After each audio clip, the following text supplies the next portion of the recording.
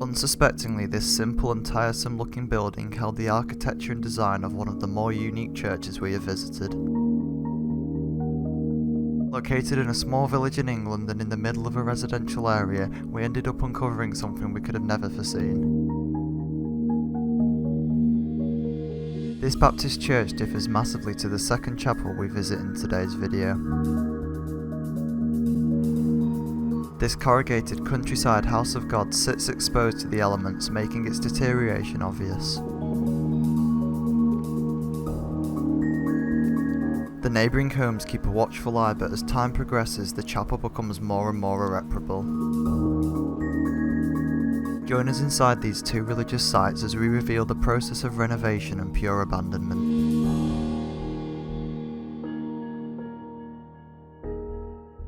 Be sure to subscribe if you enjoy our content, and turn on notifications so you get notified when we upload our newest video.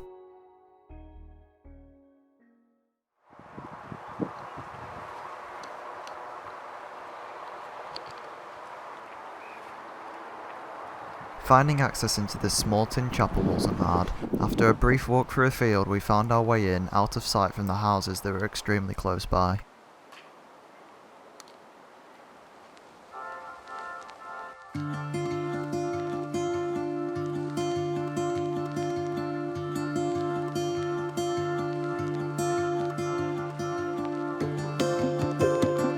Once inside, you were met with a fascinating example of natural decay. The church, almost entirely made out of wood, was so heavily decayed that the floor, decor and walls in place had begun to shift without any human intervention.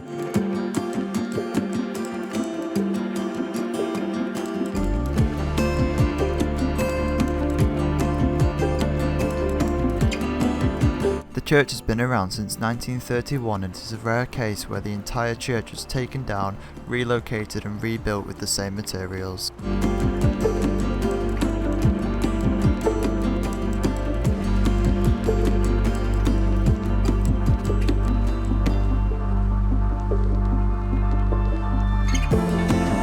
The original pews remained in situ along with the impressive woodwork towards the back of the structure.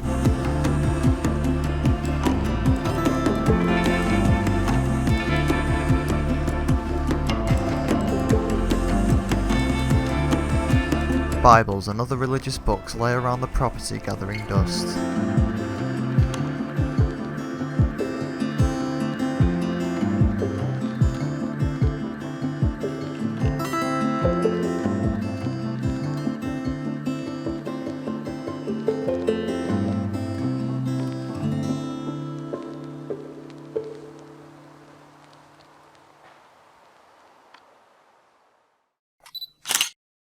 Here are some of our photographs taken from our visit. These give you a slightly different insight as to what the chapel was like. If you wish to see more of our photos, you can do so over on our Instagram found in the description below.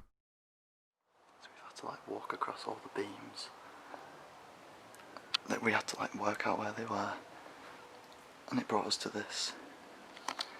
There's a little kitchen space at the front of the property. And here it is. Some old bits in there and the Christmas decorations in the boiler.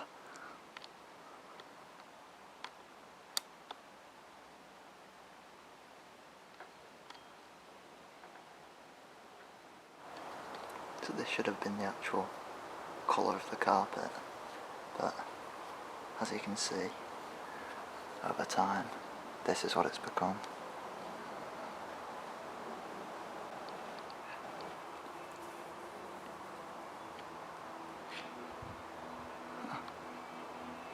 Some swifts or swallows or something like that. Oh, Jesus, he went quick. That's pretty sick. That is cool. And the next up there? Yeah, on the top of the light.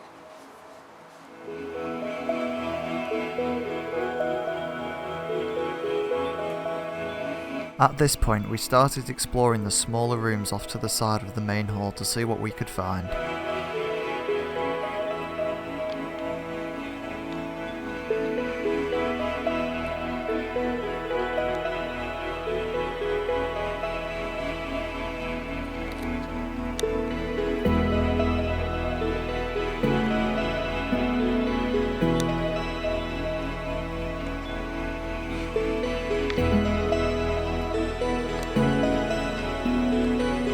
Rooms like the entrance hall had items left behind and remnants of the past which would have been used when people would come to the church service.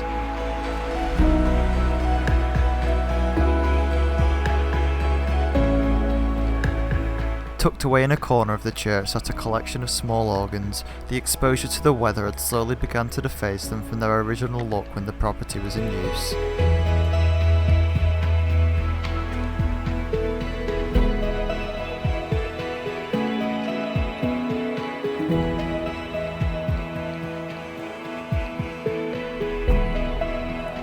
With one final overview of the site, it was time to move on to our next location, and it told quite a different story.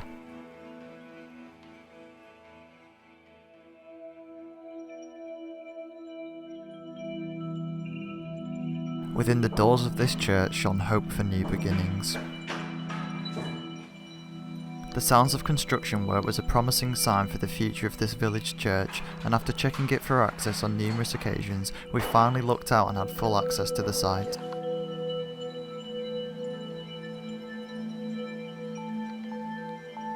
Upon arriving, workmen had just begun stripping the inside, and they were kind enough to let us see it before nobody else could.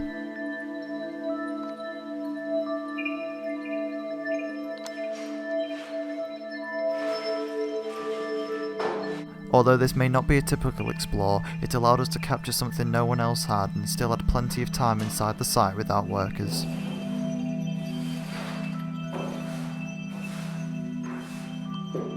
One similarity between the churches today was that the pews were still standing upright, but the set of pews here were positioned down the centre of the room, leaving space to walk down each side.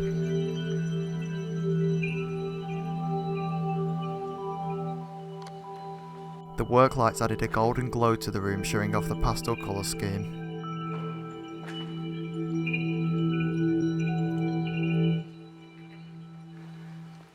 This looks like a back kind of kitchen storage sitting area, but you can see in here they have loads of kind of untouched plates and cups and stuff. And there's even stuff here as well.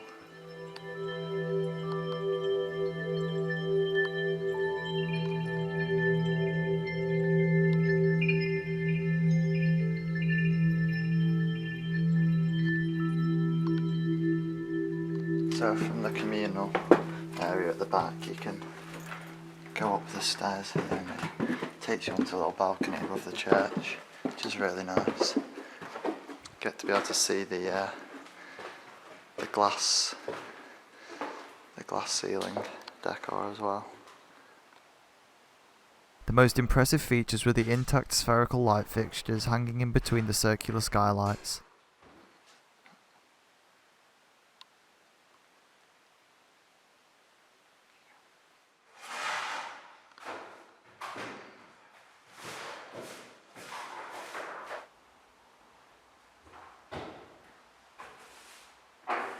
That's pretty cool.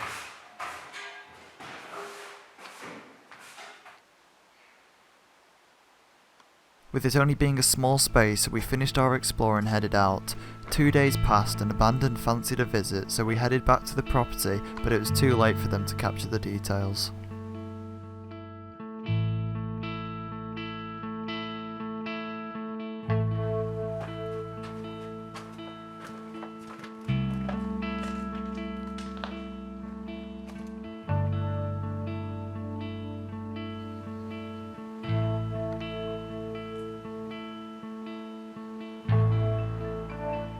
Everything from the pews, the lighting and the skylights were gone.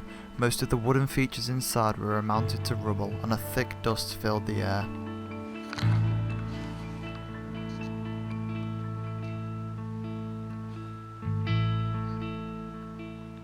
This is a more positive outcome for buildings like this.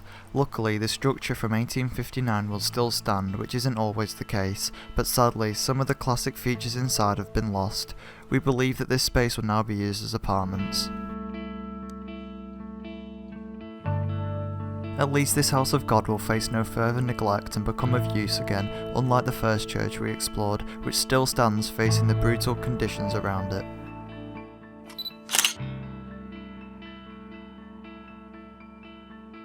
Here are some comparison shots of the chapel before and after the work fully went underway.